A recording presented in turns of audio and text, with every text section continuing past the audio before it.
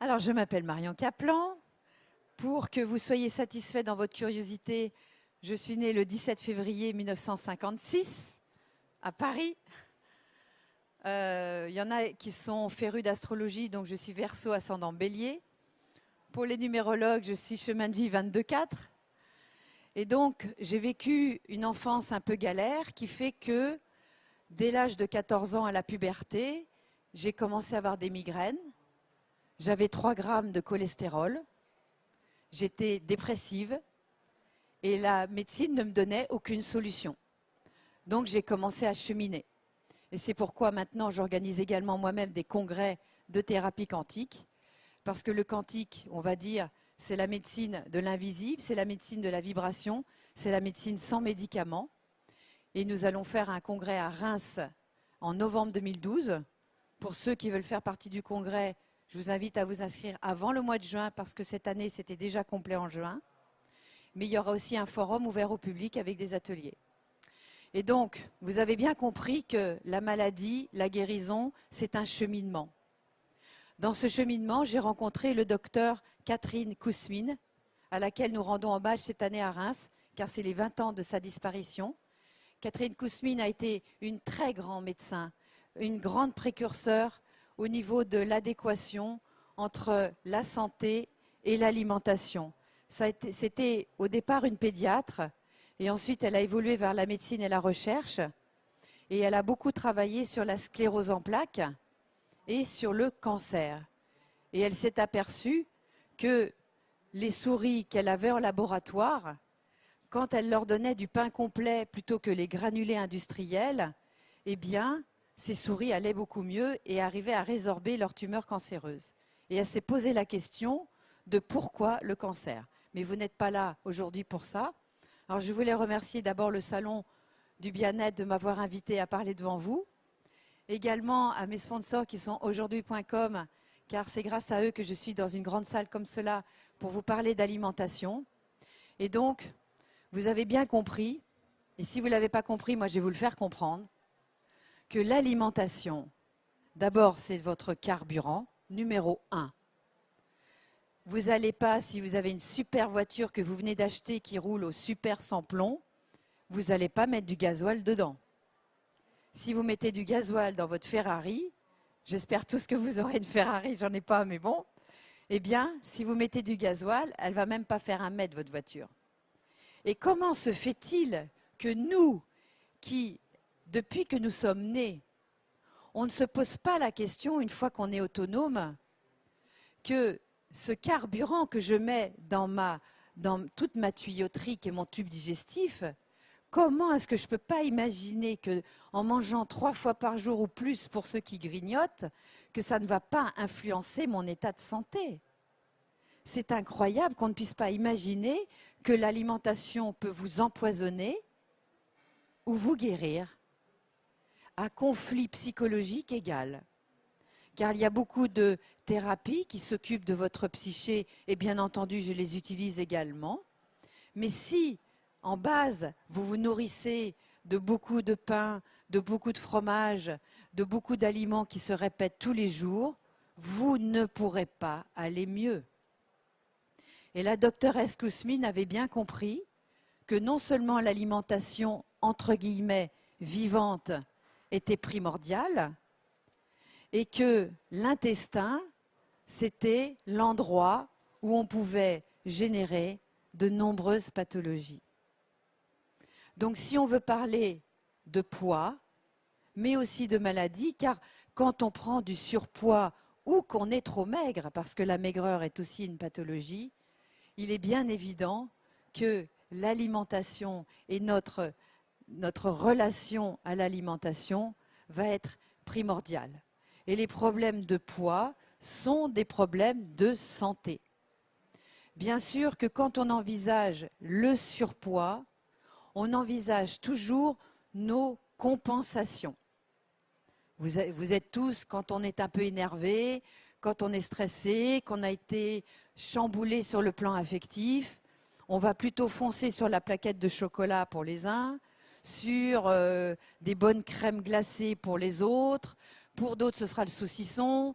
Mais on va être dans des compensations orales, des stress affectifs qu'on a du mal à régler.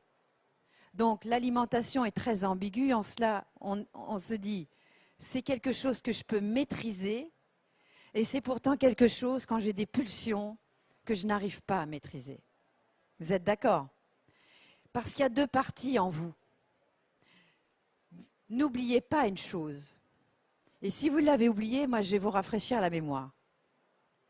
Nous sommes une âme avec un corps. Et non pas un corps avec une âme. C'est très important ça. Il y a bien quelqu'un à l'intérieur de vous, il y a des têtes grises, des têtes blanches, des têtes moins blanches, des têtes plus jeunes. Mais vous avez bien vu qu'à l'intérieur de vous, n'est-ce pas monsieur, vous avez certainement passé la soixantaine. Et pourtant, à l'intérieur de vous, il y a un être qui n'a pas d'âge. Vous êtes d'accord? Que même si vous avez du mal à marcher et que vous êtes engoncé peut-être dans des problèmes de poids ou des problèmes de hanches, il y a cette âme qui, elle, est toujours mobile. Donc il y a quelque chose à l'intérieur de vous d'ordre immatériel et d'ordre matériel. Le matériel, c'est votre corps, avec ses organes. Et quand vous êtes perturbé, il y a une petite voix à l'intérieur de vous qui a peur, qui est anxieuse, qui a des phobies, qui est dans toutes ses peurs ou de manquer ou d'avoir mal. Eh bien, cette petite voix va aller perturber les organes qui sont en correspondance. Donc c'est toujours, quand on parle d'aliments, on mange quelque chose de matériel, mais on mange aussi quelque chose d'immatériel. Et les deux parties en nous, il y a le côté animal, et c'est le côté animal qui a des pulsions. Et le côté spirituel, conscience, je prends conscience de moi. En prenant conscience de moi, la règle numéro 1, c'est je me respecte. Et quand vous cédez à vos pulsions animales, vous ne vous respectez plus. Et quand je vais vous parler de certains aliments, il y en a qui vont dire « Oh là là, ben non, qu'est-ce que ce serait la vie sans mon camembert ?» Hein? Vous êtes d'accord? Eh bien, je vais vous dire, si vous ne pouvez pas vous passer de votre pizza, de vos pâtes, de votre pain ou de votre camembert ou de vos yaourts, vous n'êtes pas libre. Vous êtes d'accord? Vous êtes dépendant. Et l'alimentation est l'endroit numéro 1 de nos dépendances. Si je suis dépendant de mon mari, de mes enfants, de mes parents, de qui vous voulez, ça veut donc dire, ça va se répercuter dans ma vie et regardez dans votre vie là où vous ne pouvez pas vous passer de quelque chose. Je n'ai pas dit qu'il fallait se passer de s'alimenter. J'ai dit, est-ce qu'il y a des aliments dont vous ne pouvez pas vous passer? Est-ce qu'il y en a dans ce cas-là? Ne vous inquiétez pas, on ne va pas faire une psychothérapie de groupe, mais ça va être intéressant que vous disiez, parce que si vous levez la main, vous commencez à vous respecter, à être authentique avec vous-même. Et ce n'est pas possible qu'il n'y ait que deux mains qui se lèvent. Voilà, s'il vous plaît. Est-ce qu'il y a des aliments dont vous ne pouvez pas vous passer? Merci de votre authenticité. Donc, vous comprenez bien que ces aliments, au-delà du goût qu'ils donnent, parce que quand même, c'est quoi? 5 secondes, voire 10 dans la bouche. Et bonjour le cauchemar après. Hein? Donc, comment se fait-il que vous n'arriviez pas à vous passer de ces aliments? Et souvent, ces aliments sont issus du blé, pour certains, ou issus des produits laitiers, pour d'autres. Vous êtes d'accord? C'est rare qu'on soit dépendant du persil ou des épinards. Hein? En général, on est dépendant du sucre, de ce qui est sucré, des produits laitiers et du gluten, c'est tout ce qui est à base de blé, de pâtes, de pain, etc. Si vous en êtes dépendant, ça veut dire que vous en mangez tous les jours. Est-ce que vous pouvez lever la main, les dépendants de vos aliments, et est-ce que vous les consommez tous les jours? Merci, c'est super. Et c'est là la mauvaise nouvelle. c'est que les aliments que vous consommez tous les jours, ce sont souvent les aliments auxquels vous êtes intolérant. Et ce n'est pas parce qu'on le digère qu'on le tolère. Je m'explique. Digérer, il y a des gens qui disent « je digère des cailloux » et ils se retrouvent avec une polyarthrite. C'est quand même dommage, non? Ou une fibromyalgie, ou des migraines récidivantes, ou une dépression. Moi, je vous soigne une dépression par l'alimentation. Pourquoi je soigne une dépression par l'alimentation? Alors là, on va aller faire un petit voyage dans l'intestin. Non, je ne vais pas y aller tout de suite. Et ce voyage dans l'intestin, comprenez bien que votre deuxième cerveau, si ce n'est le premier, votre deuxième cerveau, c'est votre intestin grêle. Parce qu'il y a un petit intestin et un gros intestin. Qu'est-ce qui fait le petit intestin? C'est grâce à lui qu'on assimile. Toute l'assimilation se fait dans ce petit intestin qui fait à peu près plus de 300 mètres carrés. Si j'étale les villosités de cet intestin, je me retrouve avec 2 cours de tennis d'intestin. Vous vous rendez compte, la surface d'absorption? C'est extraordinaire. Cet intestin grêle, c'est une usine géniale. Mais le problème de cet intestin grêle, c'est que sa paroi est d'une telle finesse que s'il y a des attaques, les attaques peuvent venir de l'extérieur, mais les attaques peuvent venir de l'intérieur. Et c'est tout le problème de l'intolérance au gluten et des maladies cœliaques. Est-ce qu'il y a des cœliaques dans la salle? Voilà. Donc les cœliaques le savent. La maladie cœliaque, qui ne sait pas ce que c'est que la maladie cœliaque? Bon.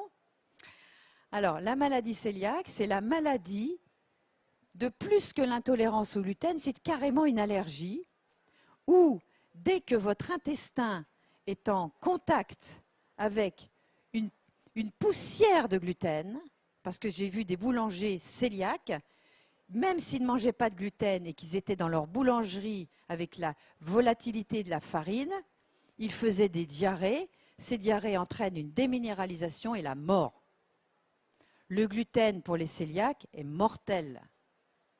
J'ai eu comme ça une de mes patientes qui, elle n'était pas au niveau de l'examen des IgG, je vous expliquerai peut-être après si j'ai le temps, elle n'était pas intolérante au gluten et dès qu'elle en mangeait, elle tombait dans les pommes, elle se mettait à gonfler parce qu'elle était allergique.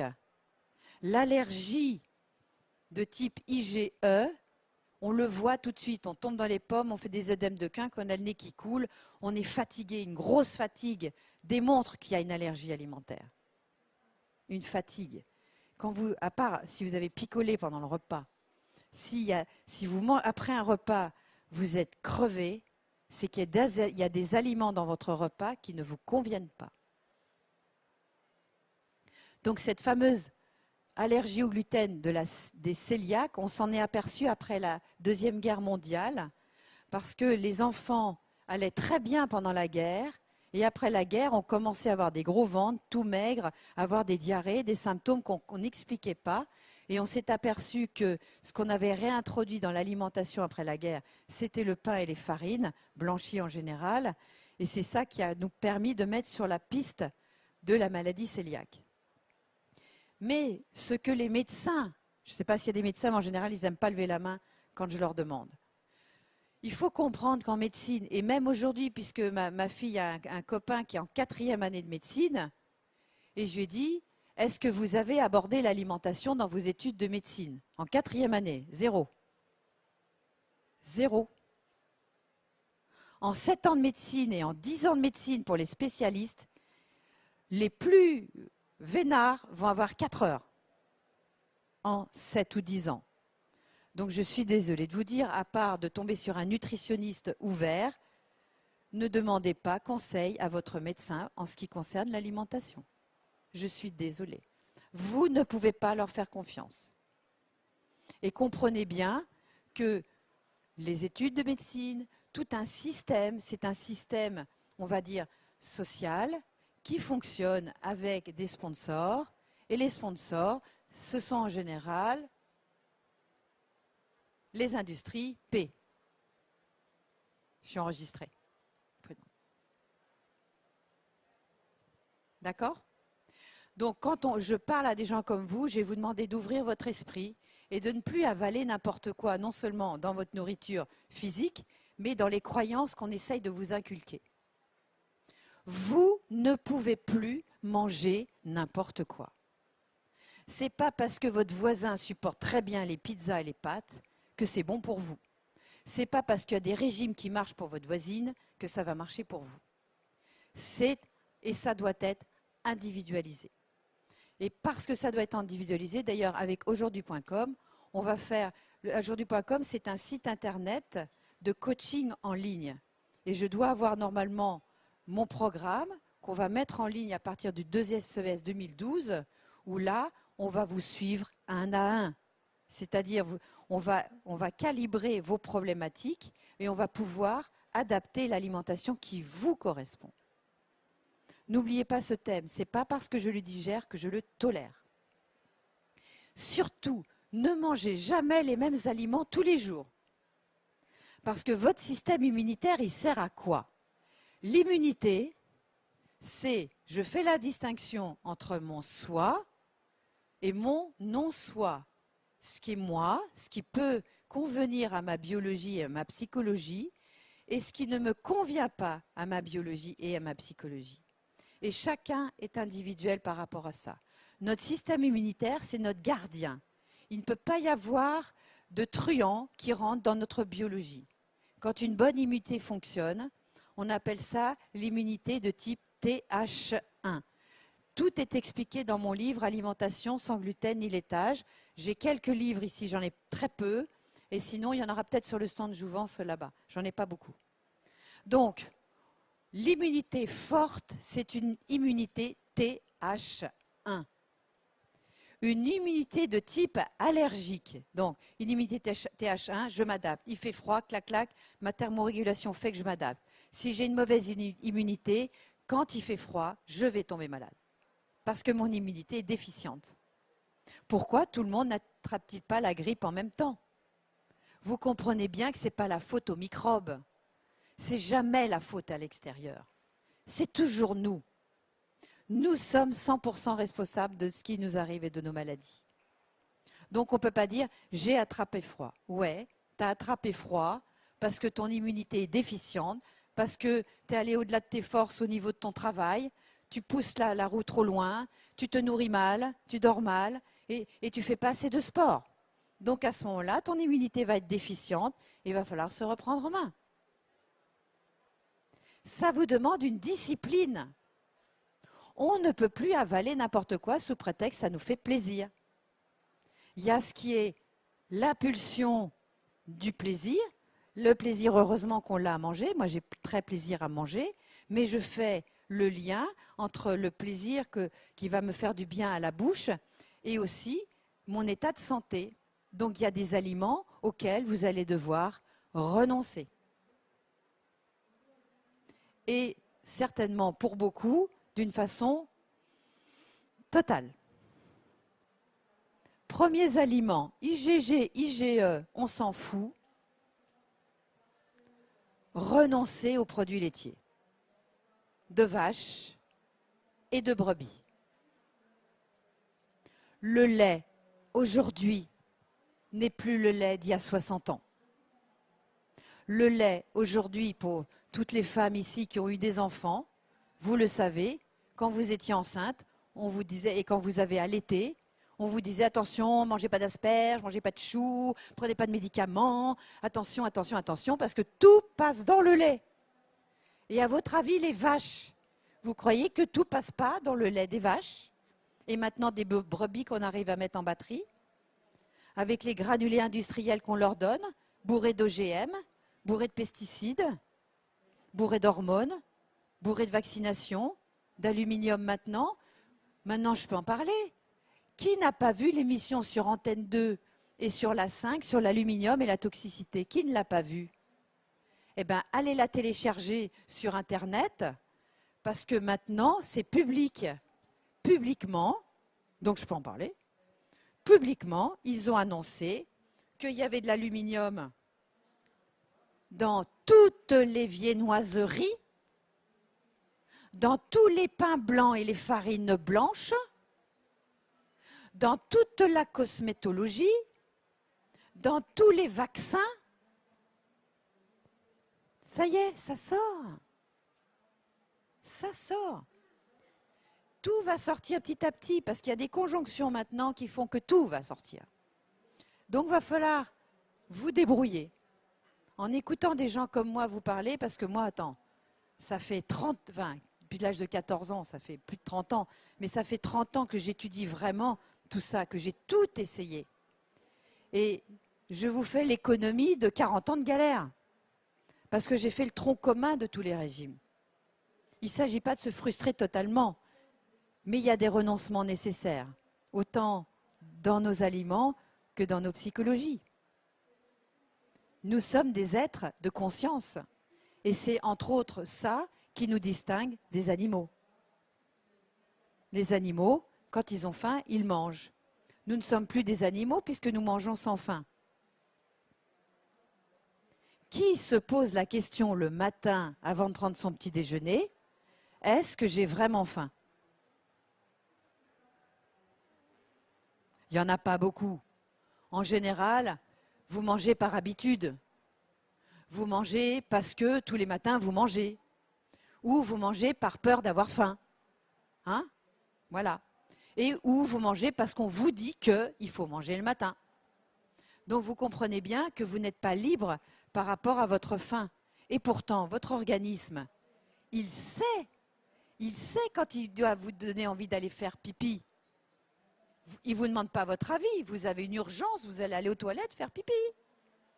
Vous n'allez pas vous négocier avec votre vessie pour dire « j'attends 4 heures ». 4 heures, ça m'étonnerait que vous y arriviez à hein? Ou alors, si vous vous retenez trop, votre vessie va s'élargir et à terme, elle sera plus élastique et vous aurez le problème des centres d'organes après. Donc, il vaut mieux y aller.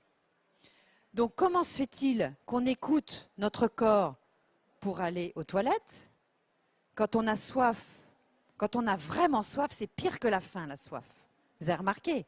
Oh, quand il y a une soif, ça vous prend, il faut boire parce que la boisson, l'eau surtout, parce que quand vous êtes déshydraté, c'est de l'eau qu'il faut boire.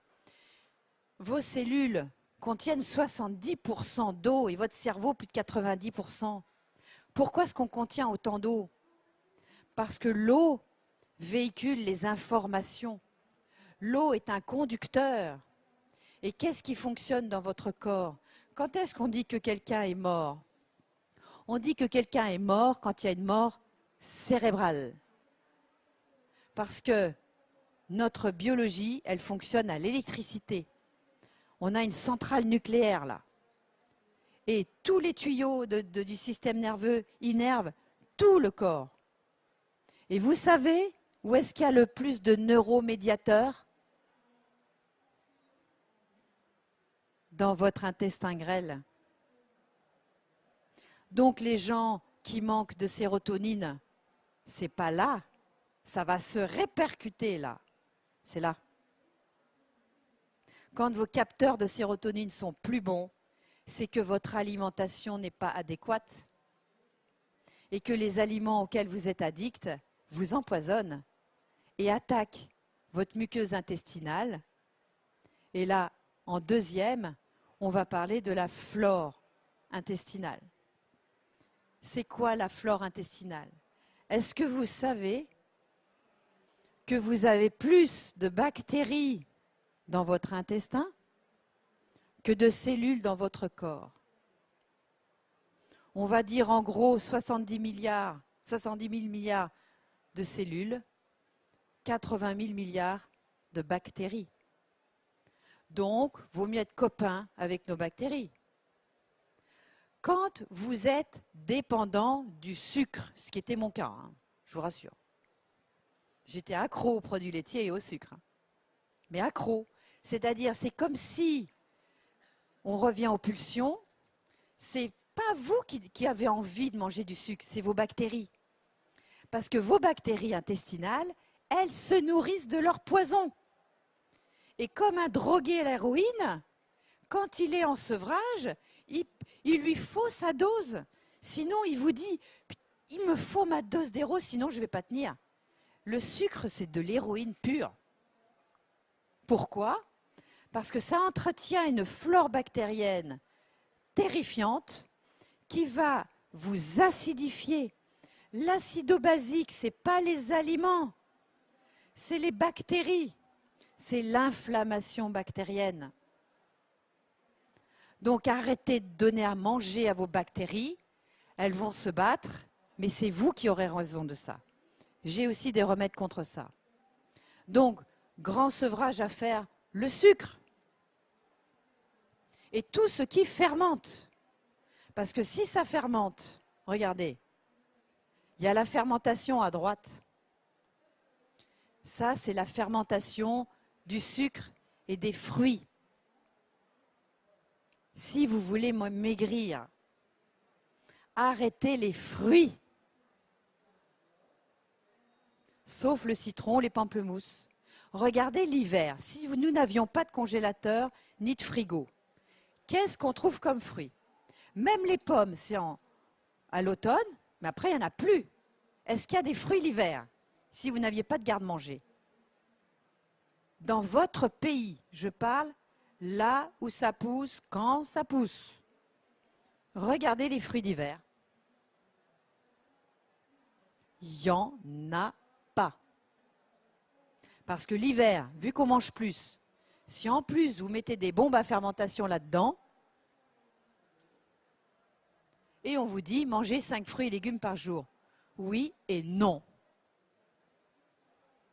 Mangez des légumes l'hiver, mangez des fruits l'été. Là où ça pousse, quand ça pousse. Parce que l'été, on mange moins gras, on mange moins cuit, on se dépense plus. L'hiver, on passe du métro à son appartement et à son bureau. On ne marche pas beaucoup, on ne fait pas beaucoup de sport. Moi, hier soir, je suis allée danser, je peux vous dire, j'ai mouillé ma chemise, au cas où de la huchette. C'est important d'éliminer le sport, mais l'hiver, on n'a pas envie. On a moins envie. L'été, on peut nager, on peut courir, il fait plus chaud, c'est plus agréable. Donc vous voyez bien que le fruit qui va entraîner de la fermentation va entraîner de l'inflammation. Et cette inflammation, qu'est-ce que ça crée? Des œdèmes et on grossit. La guérison se passe toujours par un œdème. Donc vos bactéries, cette inflammation va par l'intestin grêle muter dans la circulation et va aller jusqu'au cerveau. Et on va être fatigué, dans le brouillard, on a moins de mémoire, on a du mal à se concentrer, on n'a pas le moral parce que la sérotonine, 70% des neurotransmetteurs dans le grêle, ne l'oubliez pas. Donc si j'ai des intolérances alimentaires, c'est-à-dire des aliments que je consomme beaucoup et que j'ai beaucoup consommé, quand j'ai fait mon test il y a plusieurs années de ça, donc je mangeais, on va dire, normalement, bio, je prenais mes petits yaourts biologiques, mon petit pain complet bio, et j'adore la moutarde, les œufs, l'ail, j'adore l'ail. Et qu'est-ce que j'ai sorti comme intolérance alimentaire? Tout ce que je consommais. Les produits laitiers, le gluten, l'ail, les œufs et le cabillaud. Pourquoi? Parce que mon plat préféré, c'est l'aïoli. Et la moutarde, je ne pouvais pas imaginer manger une salade ou prendre une protéine sans moutarde. Impossible. Et donc, tout ce à quoi j'étais addict est sorti en intolérance. Ça a été une très mauvaise nouvelle. Je crois que la pire des nouvelles, c'était les œufs. Ça a été une grosse punition pour moi, les œufs, parce que j'adore ça. 3 ans après, je refais mon test. Je supprime les œufs, les produits laitiers, le gluten. Je ne vous dis pas comment vous allez vous sentir bien. Vraiment. Parce que quand on enlève ces intolérances, bon, il y a toujours une période d'acclimatation. Donc, vous allez mettre quelques semaines, peut-être à être frustré. Moi, je ne l'ai pas été. Pourquoi? Parce que j'ai pris la décision quand vous subissez quelque chose et que vous vous victimisez avec le fait d'être intolérant à quelque chose, oh zut, ah là, ce qui était mon cas avec les œufs, hein, c'est frustrant. Mais si on prend la décision, bon, je me suis dit, j'arrive dans un pays où il n'y a plus d'œufs, plus de moutarde, plus de produits laitiers, plus de gluten, et je vais trouver des aliments qui me conviennent et qui me font plaisir. Parce que c'est important de se faire plaisir. Eh bien, ça se passe tout seul. Non seulement vous perdez du poids, vous gagnez en vitalité, mais vous avez l'esprit plus clair. Et tout, même dans votre vie psychologique, les choses se transforment. Donc c'est très important de comprendre qu'une intolérance alimentaire est insidieuse parce qu'elle agit bien sûr sur le corps physique, mais elle agit sur notre mental. Quand vous êtes fatigué, vous êtes agressif, de mauvaise humeur, vous n'êtes pas disponible. Vous êtes d'accord? Quand on est crevé, c'est « ah, laisse tomber, je vais me coucher là ». On n'est plus disponible pour les autres, on ne peut plus aimer. On ne se sent pas aimable, on culpabilise et on rentre dans un cercle vicieux où on n'est pas heureux, où on est insatisfait et on n'en sort pas.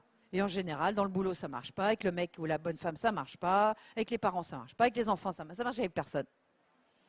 Donc pour être en bonne relation avec son entourage, c'est important d'être en bonne santé et en bonne vitalité. Et cette bonne vitalité, elle dépend de vous. Au moins, ça, c'est une chose importante pour vous, puisque si ça dépendait de l'extérieur, c'est quand même embêtant d'être dépendant de l'extérieur. Ça dépend que de vous. Vous êtes le président de la République de votre corps. C'est vous qui êtes au gouvernement. C'est vous qui prenez les décisions. C'est vous qui parlez avec vos ministres que sont vos organes. Donc prenez les bonnes décisions. Et à ce moment-là, vous serez un président adulé, respecté, et ça va fonctionner. Votre pays qui est votre corps va pouvoir bien fonctionner. Mais vous savez, je parle de ça. Mais si chacun on faisait ce travail à l'intérieur de nous, si on veut changer le monde extérieur, changeons notre monde intérieur. Et vous allez voir qu'à ce moment-là, les paradigmes extérieurs vont changer. Le problème, c'est que on attend, comme on est dépendant, on attend un miracle de l'extérieur sans faire d'efforts, sans le concours de nous-mêmes. Eh bien non, il n'y a pas de miracle à ce niveau-là. Ça dépend de vous. Donc votre intestin grêle, s'il devient poreux, c'est très embêtant. Parce que s'il devient poreux, vous allez vous déminéraliser. Ostéoporose et autres maladies dues à l'ostéoporose, donc il y aura des fragilités, mais aussi quelqu'un de déminéralisé peut devenir spasmophile, peut devenir très fragile et son système immunitaire va être affecté. Ensuite, donc, vous vous souvenez que si je mange beaucoup de sucre et beaucoup de fruits, et qu'est-ce qui fermente le plus aussi? Ce sont les produits laitiers. Ça fermente. Donc pour ceux qui veulent maigrir et être en bonne santé, vous supprimez tout ce qui est sucré artificiellement. Hein. On peut compenser en transition ce que j'ai fait avec le xylitol. Le xylitol est un sucre de bouleau à, pour les plus instruits, index glycémique très bas et qui va moins solliciter non seulement les fermentations, mais en plus votre insuline, etc. Le sirop d'agave, ça dépend vraiment de son origine. Il y a un sucre de noix de coco qui est pas mal, le sucre de fleur de coco, qui a un index glycémique assez bas. Ça, c'est pour les compensations, mais n'en faites pas une habitude de compensation. Ça doit être une transition. Le sucré, vous devriez le prendre que quand vous faites du sport, quand vous êtes en pleine forme et que ça va bien dans votre vie affective. À ce moment-là, vous pouvez... Moi, je prends du chocolat à 80%, 75-80%. Un ou deux carrés, ça vous fera pas trop de mal. Carré noir, bien sûr, hein, jamais de chocolat au lait. Hein. Vous pouvez sucer un pruneau ou deux, voyez? Des petites choses comme ça. Il faut trouver des choses qui... Et ceux vraiment qui sont addicts au sucre, il y a un truc, c'est allez vous laver les dents après, ou prenez un citron ou un pamplemousse.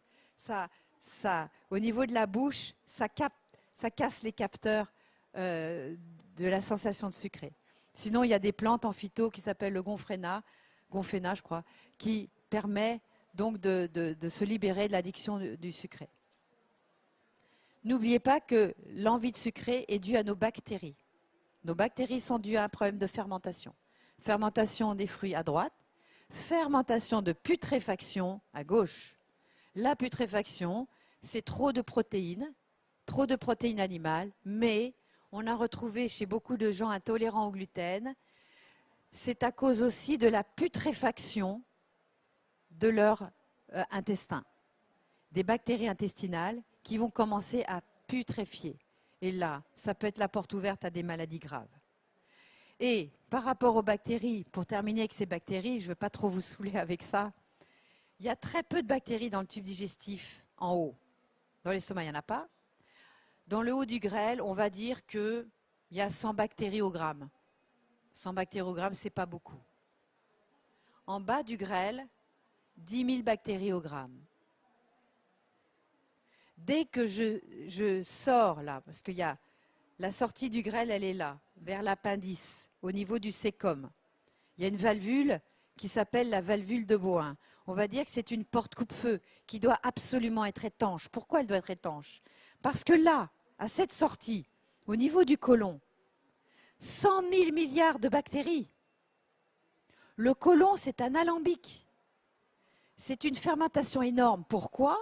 Parce que tout ce qui ne m'a pas servi pour être assimilé, digéré, nourrir mon corps, doit absolument être carbonisé, éliminé, pour que ça sorte vers la sortie.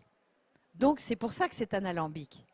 Si vous prenez des probiotiques sur une flore intestinale en dysbiose avec fermentation et putréfaction, c'est la catastrophe. Parce que vous augmentez le volume de bactéries. Nous, on donne des champignons spéciaux que ne vous précipitez pas sur moi, il n'y en a pas ici. Mais au congrès, il sera là, il fait toute une formation au congrès de thérapie quantique, il y a tout un atelier avec ce médecin qui s'appelle le docteur Bruno Donatini, qui est extraordinaire, qui est à Reims. Et donc, il a mis au point une synergie de mycélium de champignons, le mycélium étant la partie thérapeutique du champignon, associée à certaines huiles essentielles qui vont passer le Karcher au niveau de vos bactéries. Moi, il m'a sauvé mon intestin. J'avais un intestin nécrosé et j'étais une montgolfière tout le temps. Vous avez remarqué que quand on est ému, quand on a une grosse émotion, on fermente, on ballonne. C'est bien que les bactéries sont non seulement sensibles à ce qu'on mange, mais elles sont sensibles à ce qu'on éprouve et à ce qu'on pense. C'est pour ça que c'est très important toujours d'associer l'alimentation avec la psyché. Et que la psyché, elle n'est pas là. Là, c'est le répercuté. Parce que les signaux de vos neurotransmetteurs, c'est 9 signaux qui viennent du grêle vers le cerveau, alors qu'il n'y a qu'une réponse de 1 vers le grêle. C'est important de comprendre ça. Pour aller mieux dans votre tête, il faut aller mieux dans votre intestin. C'est vital de comprendre ça. Donc, pas de probiotiques, plutôt des huiles essentielles, mais pas d'huile essentielle pure, parce que les huiles essentielles doivent se délivrer au niveau du grêle. Et si vous prenez des huiles essentielles perlinguales, vous allez brûler votre tube digestif. Comprenez que votre tube digestif, c'est l'organe le plus sollicité, c'est le système le plus sollicité toute votre vie. On commence par respirer et manger. Et c'est, hélas, le système qui va vieillir le plus rapidement. Il y a des gens mecs qui disent « Oh, moi je peux manger n'importe quoi » et ils baffrent, ils mangent. Plus vous mangez, plus vous fatiguez votre système digestif, maigre ou gros. Ce n'est pas une question de poids. Prenez soin de votre tuyauterie. Plus vous la sollicitez, plus vous allez la fatiguer. Il faut solliciter notre système digestif car c'est lui qui est le garant de notre immunité. Notre système immunitaire, c'est un système qui doit fonctionner en permanence. Si on ne fait pas fonctionner ce système, eh bien, il va s'atrophier. C'est comme si j'arrête de mâcher pendant quelques mois ou, à mon avis, quelques semaines, vos dents vont tomber. Un organe ne s'use que si on ne s'en sert pas. Mais il s'use aussi si on s'en sert trop. Il y a une juste mesure. Prenez soin de votre tube digestif. C'est un tube hypersensible, bien sûr qu'il se renouvelle. Mais en vieillissant, vous avez bien vu que vous ne supportiez plus ce que vous supportiez avant. Quand vous buvez de l'alcool aujourd'hui, vous le supportez beaucoup moins. Vous mettez plus de temps à vous en remettre. Parce que notre renouvellement cellulaire, à part dans les cancers, notre renouvellement cellulaire, eh bien, il diminue. Nos tolérances diminuent. Notre fragilité s'accentue. C'est important de comprendre ça. Donc, respectez votre corps. Ensuite, le gluten, ça n'est pas un problème de fermentation, c'est un problème d'attaque. C'est comme si ça attaquait vos villosités intestinales, les villosités étant, imaginons que j'ai un gros tapis en moquette berbère, très bien poilu, très riche en poils. Je vais verser un verre de vin sur mon tapis berbère blanc. Les poils vont absorber le liquide. Ça, c'est un intestin grêle qui fonctionne bien. Il absorbe, les villosités sont gorgées de sang et elles viennent capter les éléments dont elles ont besoin. Le gluten et certaines autres protéines vont attaquer cette muqueuse, vont le râper comme une râpe à fromage et on va se retrouver pour les cœliaques avec une surface d'absorption comme du carrelage. Sur du carrelage, je mets un verre de vin, il n'y a rien qui est absorbé, ça s'étale. Et il n'y a plus d'absorption. Et là, c'est la porte ouverte à trop de pathologies, dont des pathologies auto-immunes. Le premier qui a mis ça en exergue, c'est le docteur Jean Seignalais. Qui ne connaît pas le docteur Jean Seignalais? Ils ne connaissent pas Koussevigne, ils ne connaissent pas Seignalais. Le docteur Jean Seignalais. Je crois que vous allez devoir tous acheter mon bouquin. Je suis désolée, il n'y en a pas assez. Vous irez peut-être pour les autres là-bas, parce que j'explique tout en grand public, c'est très facile à lire. Le docteur Jean Seignalais était rhumatologue. Je dis bien il était parce qu'il est mort de conflit, parce qu'il n'a pas été reconnu par les autres médecins. Il a été reconnu par des gens comme nous. Petit à petit, il a ouvert une voie, il appelait ça l'alimentation hypotoxique, et il a sauvé énormément de personnes qui avaient des polyarthrites rhumatoïdes chroniques et d'autres maladies comme ça, auto-immunes. Est-ce qu'il y a des gens qui ont des polyarthrites ou des fibromyalgies? Alors, arrêtez le gluten et les produits laitiers déjà, d'office. Et le sucre. Donc, Seignalais était vraiment le grand médecin qui a compris que la caséine, c'est-à-dire la protéine du lait, parce qu'ils sont malins dans l'industrie agroalimentaire, ils sont en train de vous sortir un lait sans lactose. Mais je dirais le lactose, quelque part, moi je m'en fous un peu. C'est la caséine qui attaque l'intestin, qui pose un problème. N'est-ce pas Marcel? Bon. Parce que ici, vous avez un labo qui fait des tests sur les intolérances alimentaires. On n'est pas obligé de faire les tests très chers. Il y a aussi des tests plus réduits qui peuvent nous permettre de voir si on a une sensibilité à certains aliments qu'on consomme beaucoup, par exemple.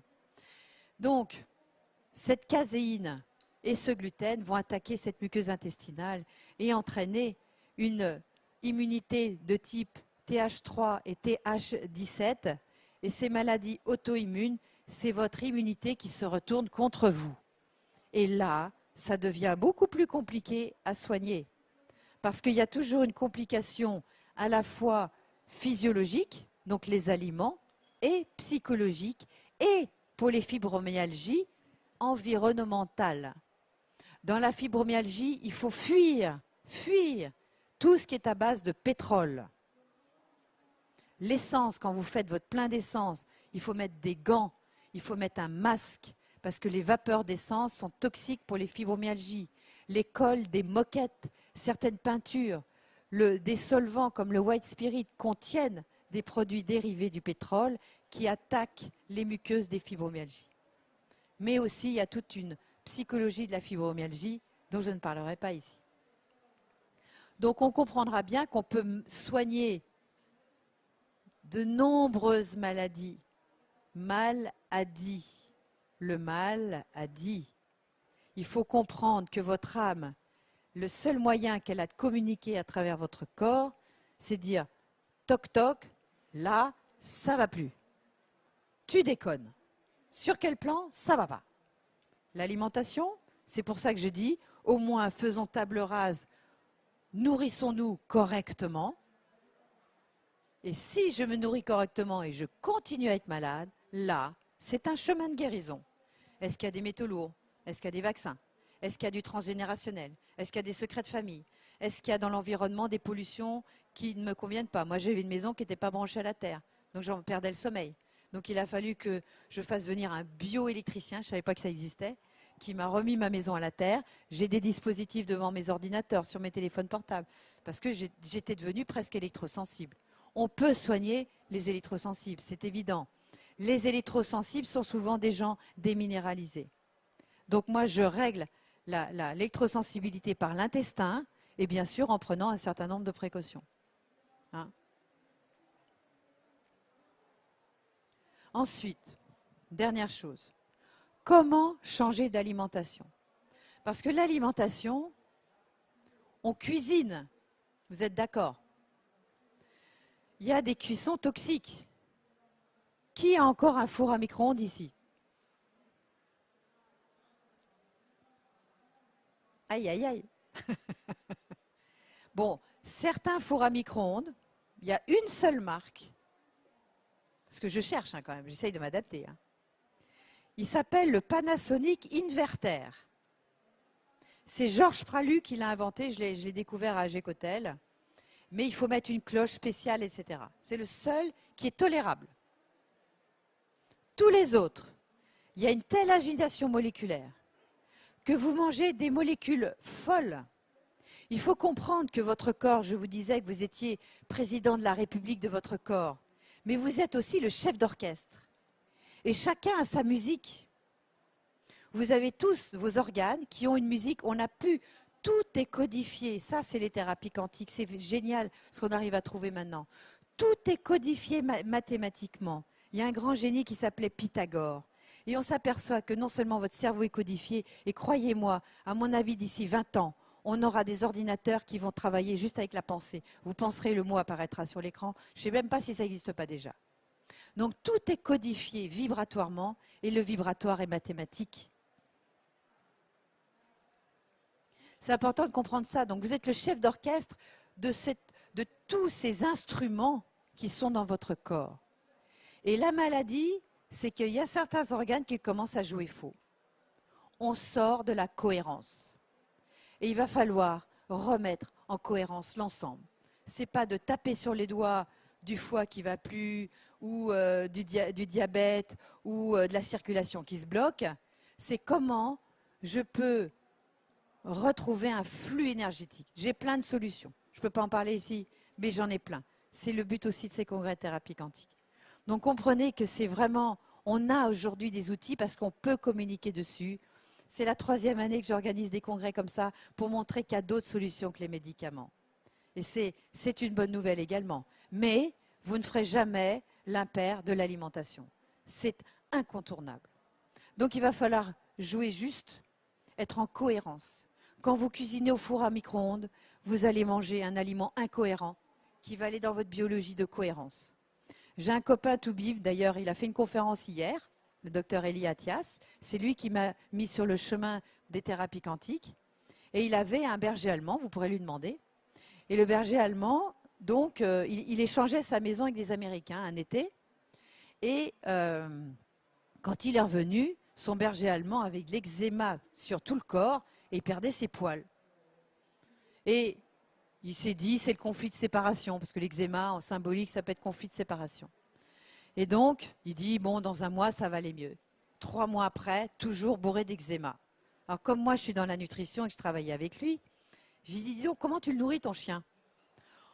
Bah écoute, je fais décongeler sa viande au micro-ondes parce que j'ai des copains américains qui l'ont fait, je trouve que ça allait plus vite. Je dis, arrête le micro-ondes. Je vous promets, il a arrêté de décongeler sa viande au micro-ondes. 3 semaines après, le chien n'avait plus rien. C'est très, quand je vous disais que vous êtes constitué à 70% d'eau, cette eau est conductrice d'électricité.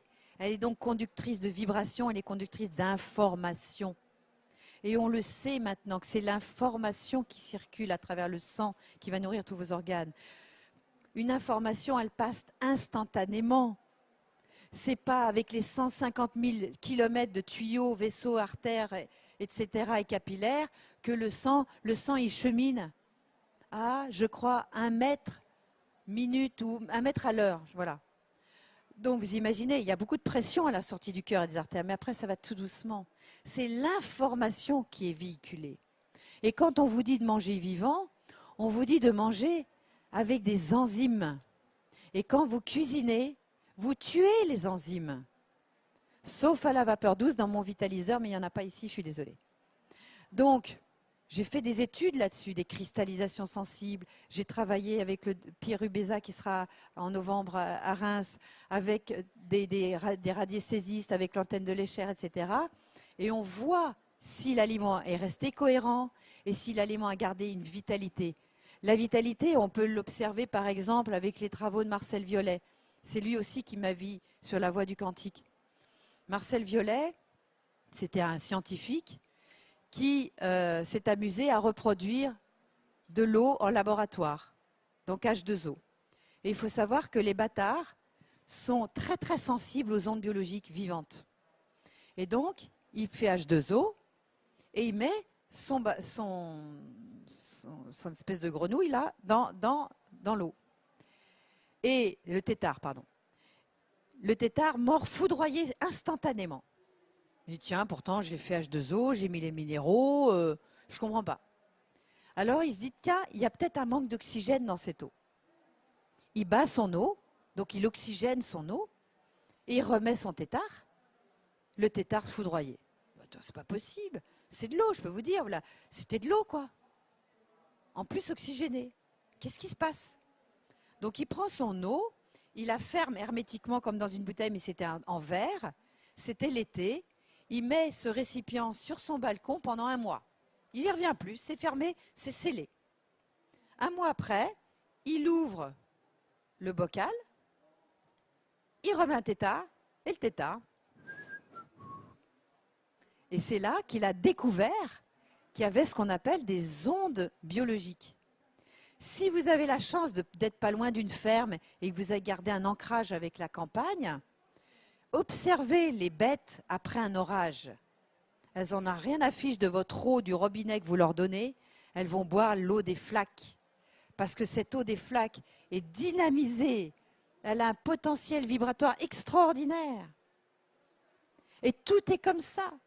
Si vous mangez mort, stérilisé, pasteurisé, en boîte, congelé, à part quelques trucs qui peuvent le supporter, ne croyez pas que la mort va engendrer la vie.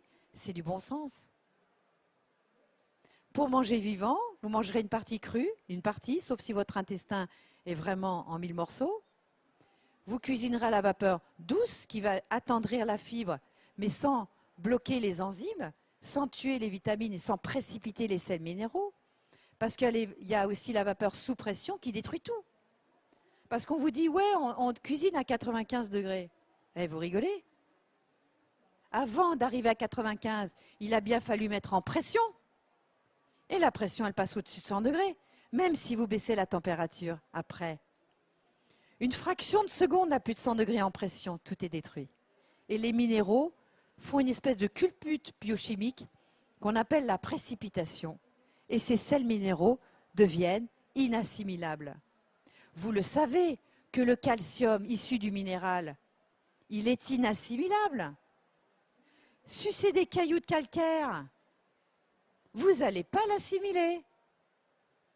Le calcium doit être issu du végétal ou alors doit être ionisé.